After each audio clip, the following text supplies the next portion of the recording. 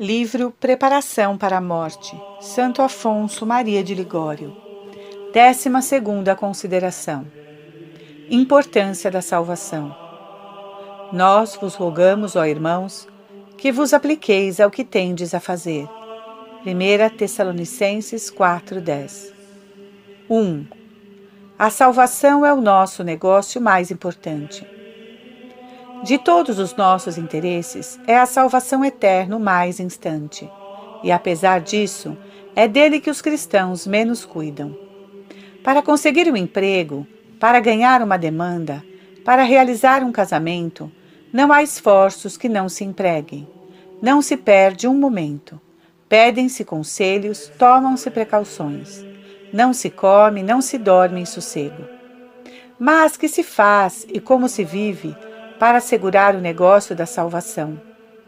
Nada se faz, ou antes faz-se tudo para perdê-lo, e a máxima parte dos cristãos vive como se a morte, o juízo e o inferno, o paraíso, a eternidade, não fossem verdades da fé, mas fábulas inventadas pelos poetas.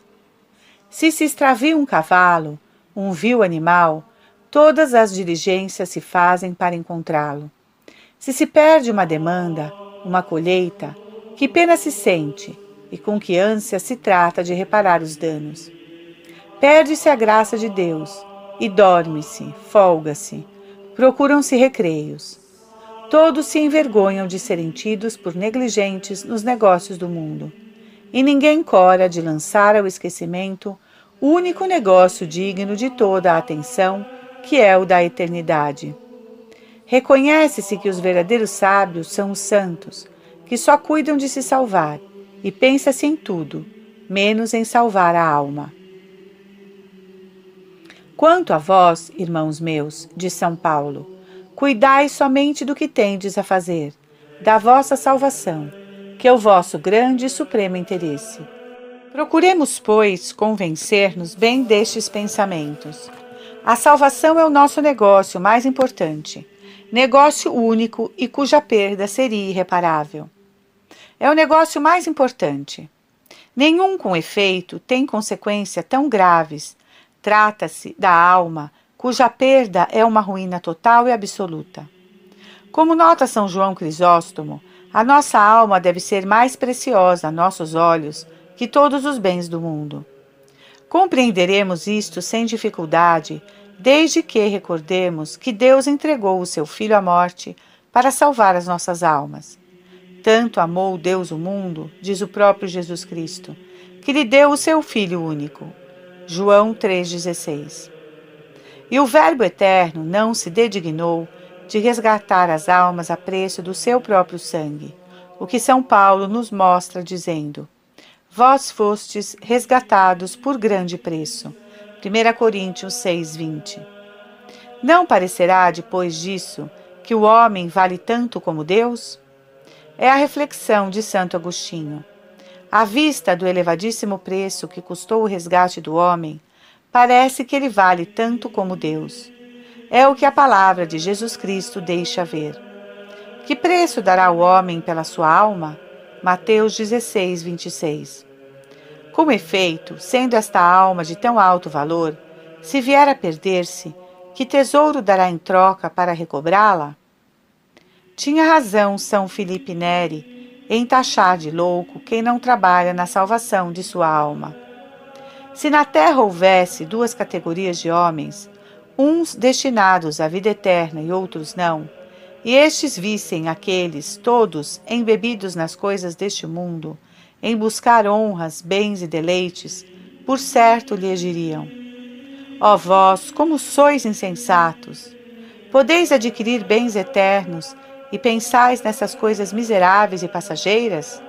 E por elas vos condenais a penas eternas na outra vida? Deixai que nós corramos atrás desses bens frágeis, nós desditosos, para quem tudo acaba com a morte. Mas vós... Não é, porém, assim. Todos nós somos destinados a uma vida sem limites. Como é possível, pois, que tantos e tantos comprem os pobres gozos da vida presente a preço da sua alma?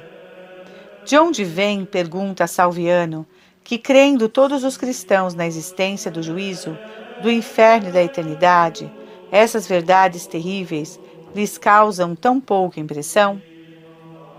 Afetos e súplicas. Ai, meu Deus, que uso tenho feito dos anos, já numerosos, que me tendes dado para trabalhar na minha eterna salvação? Vós, Redentor meu, remistes a minha alma a preço do vosso sangue e a entregastes nas minhas mãos, impondo-me a obrigação de a salvar, e eu tenho me aplicado a perdê-la, ofendendo aquele que tanto me tem amado. Bendito sejais por ainda me dardes tempo para reparar as minhas perdas imensas, perda da minha alma, perda do tesouro da vossa graça. Eu as deploro, Senhor, e as lamento do íntimo do meu coração.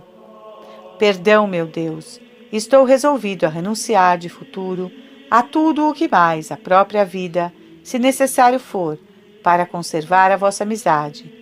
Amo-vos sobre todos os bens, ó bem supremo, digno de um amor sem limites, e estou na firme resolução de vos amar sempre. Vinde em meu auxílio, meu Jesus, para que esta minha resolução não venha a ser como as anteriores, que se converteram em verdadeiras traições. Antes a morte de o que tornar a recair dos meus pecados, e cessar de vos amar. Ó Maria, minha esperança, assegurai-me a salvação, obtende-me a santa perseverança. 2. A salvação é o nosso único negócio. A salvação é não só o negócio mais importante, mas o único que temos a tratar cá na terra. Há uma coisa necessária. Lucas 10, 43. São Bernardo deplora a estupidez dos cristãos que chamam loucuras aos jogos das crianças e honram com o nome de negócios as suas preocupações temporais. As loucuras dos grandes são loucuras maiores. Pois de que serve ao homem, diz o Senhor, ganhar o mundo inteiro se perde a sua alma? Mateus 16, 26.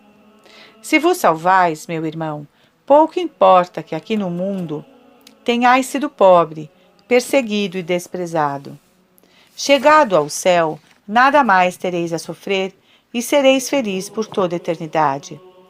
Se ao contrário vos perderdes, de que vos servirá no inferno terdes gozado todos os prazeres do mundo, terdes sido rico e honrado? Perdida a alma, perdidos estão por completo os prazeres, as honras e riquezas.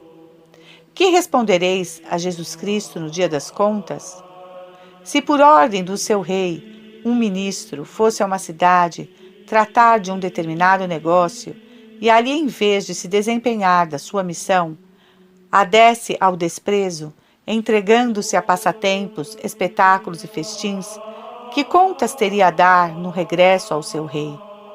Mas, grande Deus, que mais severas contas terá que vos prestar no dia do juízo o cristão que colocastes na terra, não para se divertir, enriquecer e brilhar, mas somente para salvar a sua alma, e que de tudo cuidou, menos da alma. Todos os pensamentos dos mundanos são para o presente, o futuro esquecem-no. Entretinha-se um dia São Felipe Neri em Roma com um certo Francisco Zazera, jovem talentoso, mas muito apegado às vaidades do mundo. Disse-lhe o santo: Tu farás uma grande fortuna, meu filho. Serás bom advogado primeiro, depois prelado, depois talvez cardeal, e quem sabe, papa talvez, e depois. Vai, lhe diz por fim, reflete nessas palavras. E depois. O jovem rompeu, afinal, com o mundo, entrou na congregação de São Filipe e deu-se todo ao serviço de Deus. É negócio único a nossa salvação, porque só temos uma alma. Solicitava de Bento XII, certo príncipe, uma graça que não podia ser concedida sem pecado. O Papa respondeu ao embaixador: Dizei ao vosso soberano que se eu tivesse 2 almas, podia sacrificar-lhe uma e reservar a outra para mim. Mas, como só tenho uma, não posso perdê-la. Dizia São Francisco Xavier: há um só bem e um só mal aqui na terra. O único bem é a salvação, e o único mal é a perdição. No mesmo sentido, dizia Santa Teresa às suas religiosas: minhas irmãs, uma alma, uma eternidade. Uma alma quer dizer, perdida a nossa alma, tudo está perdido. Uma eternidade, isto é, perdida a alma uma vez, está para sempre perdida, sem remédio. Era o que inspirava a Davi esta súplica. Uma só coisa roguei ao Senhor e nela insisto, é que me seja dado habitar na casa do Senhor. Salmo 26, 4. É o mesmo que dizer: meu Deus, uma só coisa vos peço, dai-me a alma e estarei satisfeito. Trabalhai na vossa salvação com temor e tremor, escrevia São Paulo aos Filipenses 2,12. Quem não teme nem treme pela sua perda, não pode salvar-se. O reino dos céus sofre violência, diz o Divino Mestre, e são os violentos que o arrebatam. Mateus 11:12. Uma condição exigida para entrar no céu é que no tribunal divino a nossa vida seja encontrada em conformidade com a de Jesus Cristo. Deus, diz São Paulo, destinou-nos para sermos conformes ao modelo que é seu Filho. Romanos 8:29. Devemos, portanto, aplicar-nos, por um lado, a evitar as ocasiões perigosas e, pelo outro, a empregar os meios necessários para a salvação. Porque, segundo nota São Bernardo, não será dado o céu aos ociosos, mas sim aos que tiverem trabalhado fielmente em honrar a Deus. Todos quereriam salvar-se, mas sem se incomodarem. É espantoso, exclama Santo Agostinho. O inimigo vigia, e vós dormis. Trabalha o demônio sem cessar em nos perder, e nunca dorme. Como, pois, deveis vós ser tão indolentes em coisas de que está dependendo a vossa felicidade ou desventura eterna? Afetos e súplicas. Sede bendito ao meu Deus, graças à vossa misericórdia, ainda esta hora me encontro a vossos pés, em vez de estar já no inferno, que tantas vezes tenho merecido. Mas de que me serviria esta vida que me prolongais, se continuasse a arrastar-me fora da vossa graça? Que não aconteça assim. Tenho-vos abandonado, tenho consentido em perder-vos, ó meu soberano. Bem, mas arrependo-me de todo o meu coração. Antes morrer 1000 vezes do que tornar a ofender-vos. Tenho-vos perdido, mas vós sois a mesma bondade para uma alma que vos procura. Não sofreis que ela vos procure em vão. É o vosso profeta que o assegura. O Senhor é bom para quem nele confia, para a alma que o procura. Lamentações 3:25. Se no passado estive longe de vós, ó Rei do meu coração, agora procuro-vos e nada mais desejo. Amo-vos com todas as minhas forças. Dignai-vos aceitar-me, não rejeiteis o amor de um coração que outrora vos desprezou. Ensinai-me o que tenho a fazer para vos agradar. Salmo 143:10. Assim o quero executar sem reserva. Por misericórdia, Jesus meu, salvai esta alma pela qual destes o vosso sangue e a vossa vida. E o que vos peço é a graça de vos amar sempre nesta vida e na outra. Assim o espero pelos vossos merecimentos, ó Jesus. Assim o espero também, ó Maria, da vossa intercessão. 3. A perda da salvação é mal sem remédio. É a salvação negócio importante, negócio único e negócio irreparável. Não há perda comparável à da salvação eterna, de Santo Euquério. Para qualquer outro mal há remédio. Se alguém perde a sua fortuna, pode recobrá-la, pelo menos no equivalente. Se perde o emprego, ainda é possível tornar a entrar nele. Até a perda da própria vida pode ser compensada largamente pela salvação da alma. Para a condenação não há nenhum remédio. Só se morre uma vez. Uma vez perdida a alma, está perdida para sempre. Só lhe resta gemer eternamente no inferno com as outras vítimas da mesma loucura. O pior dos seus tormentos será o pensamento de que o tempo de reparar a sua desgraça já passou.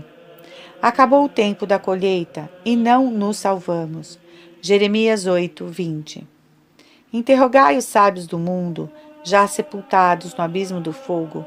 Perguntai-lhes o que pensam hoje, se veem encadeados nos eternos cárceres, se dão ainda por felizes de terem passado vida folgada aqui no mundo. Ouvi as suas lamentações? Ai, exclamam eles, enganamo-nos. Sabedoria 5:6. Mas de que lhes vale reconhecerem o seu erro? Estão perdidos, sem remédio. Podia um homem, sem grande custo, prevenir a ruína de sua casa. Não o fez, e uma manhã encontrou-a caída em terra. Que pesar ao ver as consequências fatais da sua incúria. Tal é a mais cruel tortura dos réprobos, pensarem que perderam a sua alma e se condenaram por culpa sua. A tua perda, ó Israel, é obra tua. Só eu sou o teu recurso. Oséias 13:9. Santa Teresa o nota. O pesar de termos perdido um vestido, um anel, uma bagatela, faz-nos perder o repouso, o apetite e o sono. Qual será, pois, ó grande Deus, a dor de um réprobo ao cair no inferno, vendo fechar-se sobre ele a porta daquele mar de suplícios? Medirá então a grandeza da sua desgraça e verá claramente que nenhum remédio lhe resta. Perdi a minha alma, dirá, perdi o paraíso, perdi a Deus, perdi tudo e para sempre. E quem foi o culpado? Eu. Ouve-se dizer algumas vezes: não é uma coisa certa que eu seja condenado se cometer certo pecado. Ainda é possível que me salve.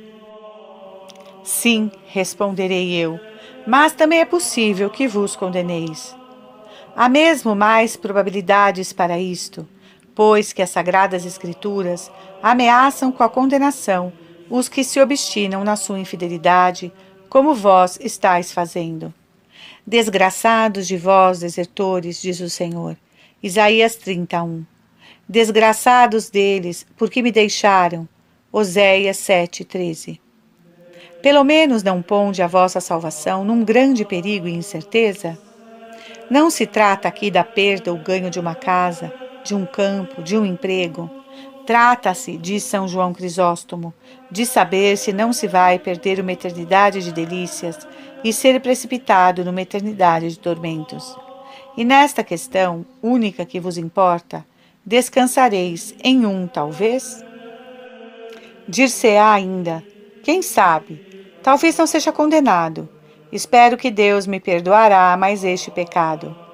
Mas enquanto isso, já vós mesmos vos condeneis ao inferno.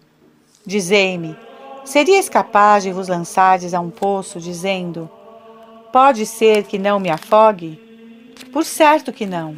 Como podeis, pois, assentar a vossa eterna salvação sobre uma esperança tão fraca, sobre um quem sabe? Oh, quantos desgraçados se têm perdido com esta maldita esperança! Não sabeis que a esperança dos que se obstinam na vontade de pecar não é uma esperança, mas uma ilusão, uma presunção, que não move Deus à misericórdia, antes provoca a sua maior indignação? Se no presente dizeis que não tendes força para resistir à tentação, à paixão que vos domina, como resistireis quando as vossas forças, em vez de aumentarem, tiverem diminuído com o hábito inveterado de pecar? De fato, por um lado, a vossa alma estará mais cega e o vosso coração mais endurecido na malícia. Pelo outro, os auxílios divinos vos faltarão em razão da resistência que lhes opondes. Esperais acaso que Deus multiplique para convosco as suas luzes e graças, à medida que vós multiplicardes as iniquidades?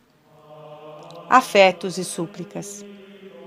Ai, meu Jesus, relembrarei sempre a morte que por mim sofrestes e dai-me confiança. Tremo de que o demônio, à hora da morte, me lance na desesperação, pondo-me diante dos olhos os inumeráveis traições de que me tenho tornado culpado para convosco. Alumiado por vós tantas vezes, prometi não tornar a ofender-vos, e sempre me deixei cair em novas ofensas, na esperança de ainda me perdoardes? É, pois, por não me terdes castigado, que eu tanto vos tenho ofendido. Têm crescido os meus ultrajes à proporção das vossas misericórdias. Redentor meu, dai-me uma grande dor dos meus pecados, antes que eu deixe esta vida. Arrependo-me, ó soberano bem, de vos ter ofendido, e prometo-vos de futuro, antes morrer 1000 vezes que abandonar-vos de novo. Dizei-me o que um dia disseste a Madalena: os teus pecados estão perdoados. Lucas 7:48. Dizei-me, dando-me uma dor profunda dos meus pecados, antes que chegue para mim a hora da morte, porque temo, se o não fizerdes, que a minha morte seja desgraçada. Nesse momento supremo, ó meu Jesus crucificado, não sejais para mim motivo de terror. Sede toda a minha esperança no dia da aflição. Jeremias 17:17. Se morresse antes de ter chorado os meus pecados e de vos ter amado, as vossas chagas e o vosso sangue me inspirariam mais temor que confiança. Para os dias, pois, que me restam de vida, não vos peço nem consolações, nem bens temporais. Peço-vos dor e amor. Ouvi-me, meu caro Salvador. Suplico-vos por este amor que vos fez sacrificar a vossa vida por mim no Calvário. Maria, minha mãe, alcançai-me essas graças com a santa perseverança até a morte. 13ª consideração: vaidade do mundo. Que aproveita o homem ganhar o mundo inteiro, se depois disso perder a sua alma? Mateus 16:26. 1. Os bens deste mundo são inúteis. Viajava pelo mar um filósofo antigo chamado Aristipo, quando se deu o naufrágio, em que ele perdeu todos os seus bens, mas chegou à costa, são e salvo. Como gozava de grande fama pela sua ciência, encontrou bom acolhimento nos habitantes do país, que o compensaram de tudo quanto tinha perdido. Glorioso com esta aventura, escreveu para a prática aos seus amigos, exortando-os a aproveitarem-se do seu exemplo e enriquecerem-se dos únicos bens que estão a salvo de todos os acidentes, inclusive dos naufrágios. Eis precisamente o que nos mandam dizer da outra vida os nossos parentes e amigos que já estão na eternidade. Cuidai de fazer provisão dos únicos bens que nem a própria morte vos pode arrebatar. Na Escritura, no dia da morte, é chamado dia de perdição, Deuteronômio 32:35. Porque neste dia os bens da terra, honras, riquezas e prazeres, tudo nos há de fugir. Por isso dizia Santo Ambrósio: não chamemos nossos bens, que não podemos levar conosco, para o outro mundo. Para lá, só as virtudes nos hão de acompanhar. De que nos serviria, pois, conforme a palavra do Senhor, ganhar o mundo inteiro, se ao morrermos perdêssemos a alma? Contudo, o mais? Ó grande máxima! Quantas pessoas moças tens tu levado encarcerarem-se nos claustros? Quantos mártires a darem suas vidas por Jesus Cristo? Por esta máxima, conquistou para Deus Santo Inácio de Loyola, entre muitos outros, São Francisco Xavier, que se encontrava em Paris, todo embebido em projetos mundanos. Francisco, lhe diz um dia o santo, considera que o mundo é um traidor que promete e não cumpre a sua palavra. Ainda mesmo que a cumprisse, não poderia satisfazer o teu coração. E se o contentasse, quanto tempo duraria essa felicidade? Poderia durar mais que a tua vida? E por fim, que levarias contigo para a eternidade? Ao partir para outra vida, nunca nenhum rico levou consigo nenhuma moeda, nenhum criado para servi-lo. Nunca um rei levou um fio de púrpura para mostrar a sua dignidade. Tocado dessas reflexões, Francisco renunciou ao mundo, seguiu Santo Inácio e tornou-se também santo. Vanitas vanillatum, vaidade das vaidades. Assim chamava Salomão a todos os bens do mundo, depois de ter experimentado, como ele próprio confessa, todos os deleites que a terra podia oferecer-lhe. Nunca recusei aos meus olhos o que eles desejavam, Eclesiástico 2:10. A filha do imperador Rodolfo II, tornada carmelita descalça, com o nome de Irmã Margarida de Santa Ana, costumava dizer: de que servem os reinos à hora da morte? Causa espanto que os santos não cessem de tremer ao pensarem na sua salvação eterna. Assim tremia o padre Paulo Segneri, que perguntava ao seu confessor com ares de espanto: que dizeis, meu padre, salvar-me-ei? Tremia também Santo André Avelino, que banhado em lágrimas exclamava: quem sabe se me salvarei? Era o pensamento que torturava São Luís Bertrand. Ai, quem sabe se não me condenarei? E contorcia-se no leito durante a noite, tomado de terror. Pelo contrário, os pecadores vivem em estado de condenação e dormem, divertem-se, folgam. Afetos e súplicas. Ó Jesus Redentor meu, dou-vos graças por me ter desfeito reconhecer a minha loucura e o crime de que me tornei culpado, renunciando à amizade de um Deus que me remiu a preço de seu sangue e da sua vida. Ai, não devíeis esperar que eu vos correspondesse com um procedimento tão indigno. Se num instante a morte me batesse à porta, que encontraria eu no fundo da minha alma, senão pecados e remorsos que me perturbariam a paz nos meus últimos momentos? Meu Salvador, confesso que tenho feito mal, que me perdi, afastando-me de vós, que sois o soberano bem, e trocando-vos pelos miseráveis prazeres do mundo. Arrependo-me do íntimo do coração, por esta dor que vos tirou a vida na cruz. Vos suplico que me deis uma viva dor dos meus pecados. Levai-me a chorar em todo o resto de minha vida as ofensas que vos tenho feito. Meu Jesus, perdoai-me. Prometo não vos desgostar mais e amar-vos sempre. Não sou digno do vosso amor. Tenho-o desprezado na vida passada, mas vós declarastes que amais os que vos amam. Amo os que me amam. Provérbios 8:17. Não quero mais ver-me fora da vossa graça. Renuncio a todas as grandezas e prazeres do mundo. Contanto que me ameis, estarei contente. Meu Deus, por amor de Jesus Cristo, escutai-me. Ele próprio vos pede que não me lanceis do vosso coração. Consagro-me a vós sem reserva. Consagro-vos a minha vida, as minhas comodidades, os meus sentidos, a minha alma, o meu corpo, a minha vontade, a minha liberdade. Dignai-vos aceitar a minha oferta. Não me rejeiteis da vossa face. Salmo 50:13. Como eu merecia por tantas vezes ter desprezado a vossa amizade.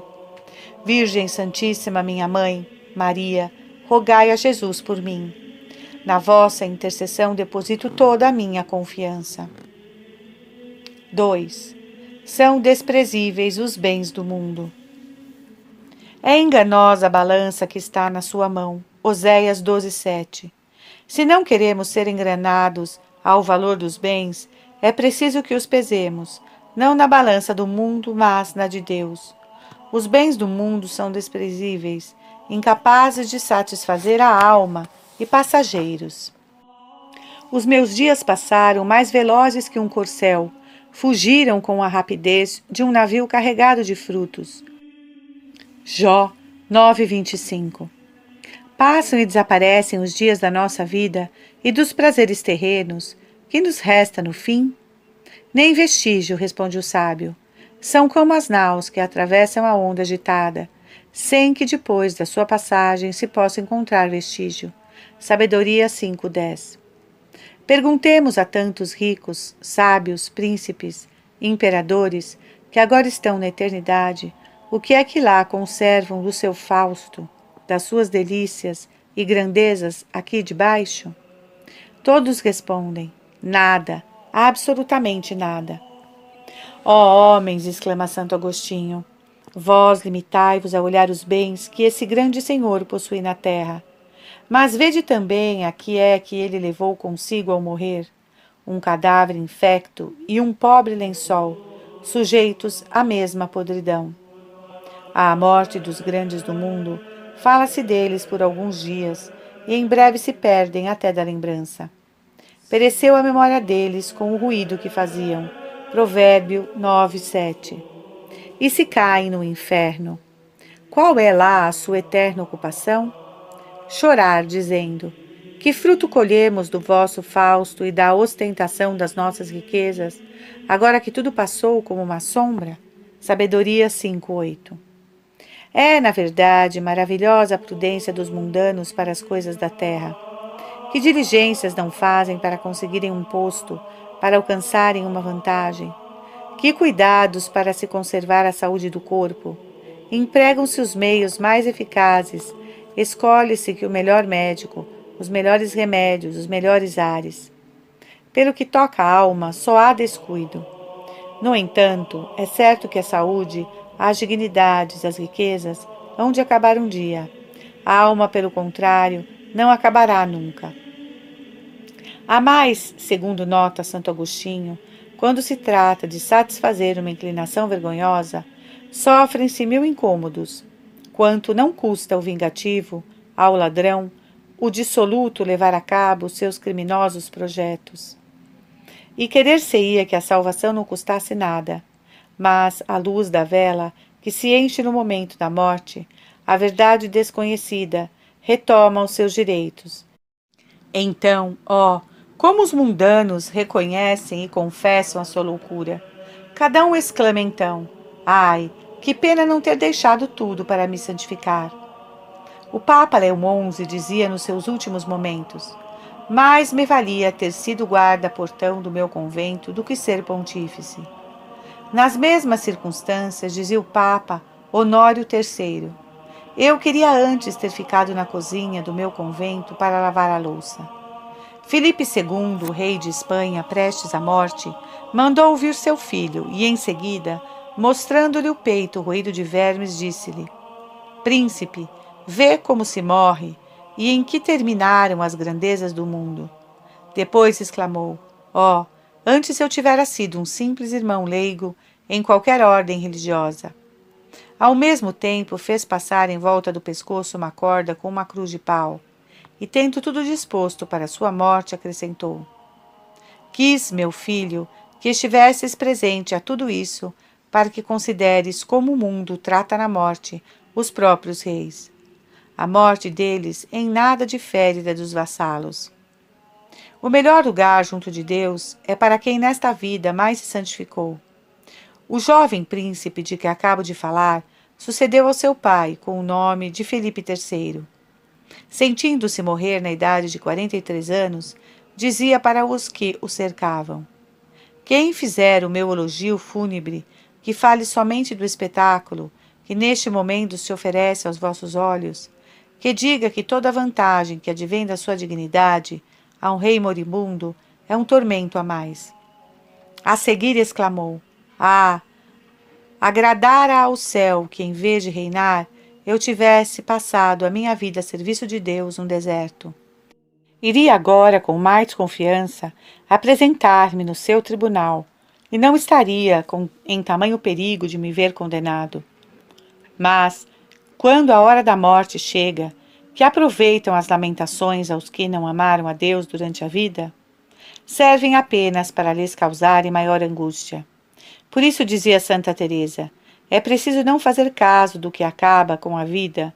A vida verdadeira consiste em viver de modo a não temer a morte.